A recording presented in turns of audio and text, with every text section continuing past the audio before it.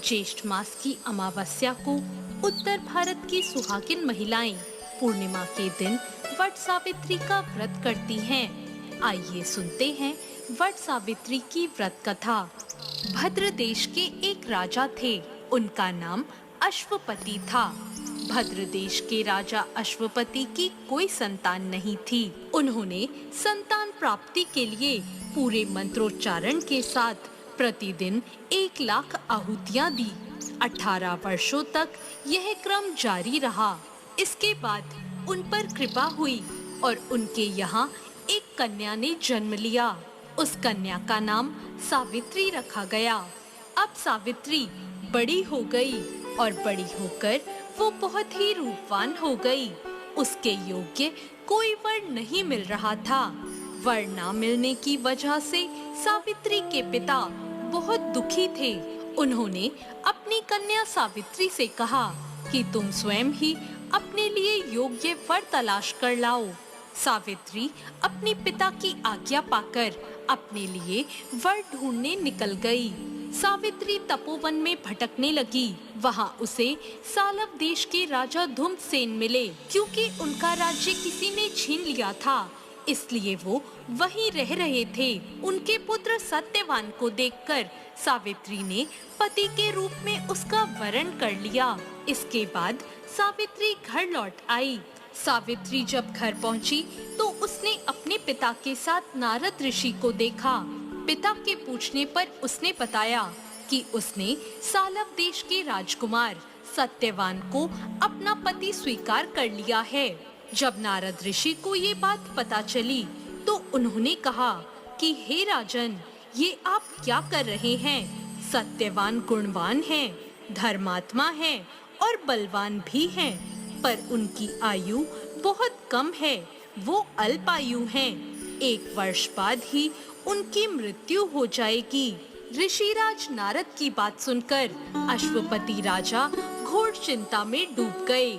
उन्होंने सावित्री से कहा, पुत्री, तुमने जिस राजकुमार को अपने वर के रूप में चुना है वह अल्पायु है। तुम्हें किसी और को अपना जीवन साथी बनाना चाहिए। इस पर सावित्री ने कहा, पिताजी, आर्य कन्याएं अपने पति का एक ही बार वरण करती हैं।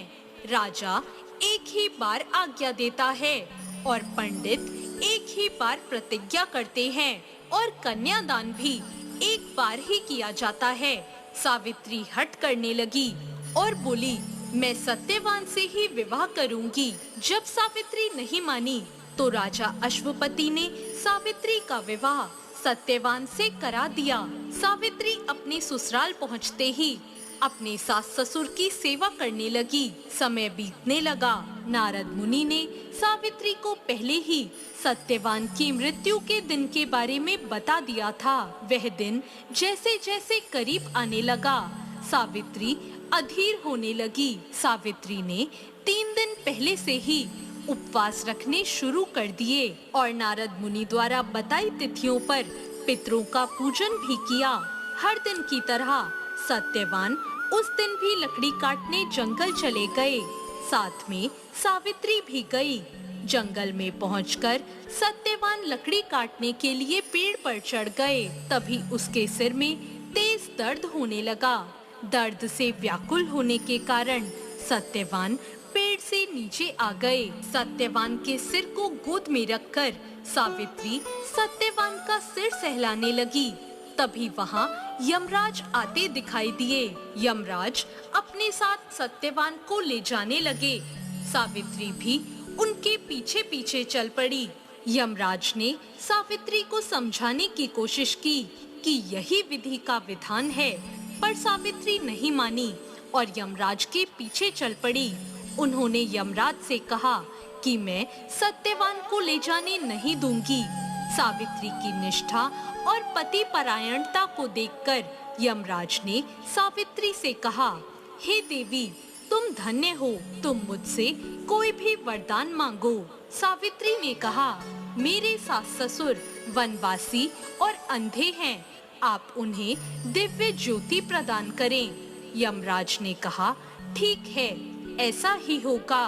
जाओ, अब यहाँ से लौट जाओ। लेकिन सावित्री अपने पति सत्यवान के पीछे पीछे चलती रही। यमराज ने कहा, देवी तुम वापस जाओ।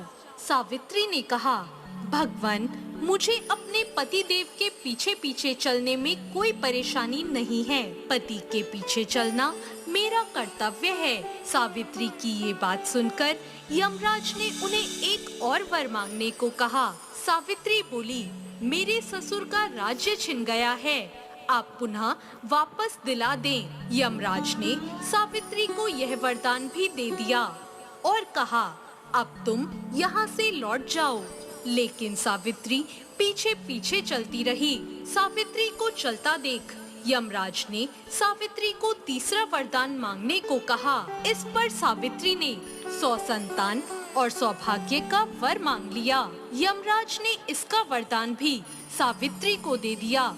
सावित्री ने यमराज से कहा, प्रभु, मैं एक पतिव्रता पत्नी हूँ। आपने मुझे पुत्रवती होने का, संतान का वरदान दिया है। अब आप मेरे पति को कैसे ले जा सकते हैं? यह सुनकर यमराज को सत्यवान के प्राण छोड़ने पड़े। यमराज अंतर ध्यान हो गए और सावित्री उसी वट वृक्ष के पास आ गई, जहाँ उसके पति का मृत शरीर पड़ा था। और सत्यवान फिर से जीवित हो गए और दोनों खुशी खुशी अपने राज्य की ओर चल पड़े। जब दोनों घर पहुँचे तो उन्होंने देखा कि उनके माता पिता की आंखों की दृष्टि लौट आई है। इसके बाद उन्हें उनका राज्य भी वापस मिल गया। इस प्रकार सावित्री सत्यवान हमेशा सुख भोगते रहे। तो ये थी वट सावित्री व्रत कथा। इस व्रत कथा को सुनने से और व्रत करने से वैवाहिक जीवन या जीवन साथी की आयु पर आया किसी प्रकार का कोई भी संकट टल जाता है। आपको ये कथा कैसी लगी? कमेंट बॉक्स में जरूर बताएं।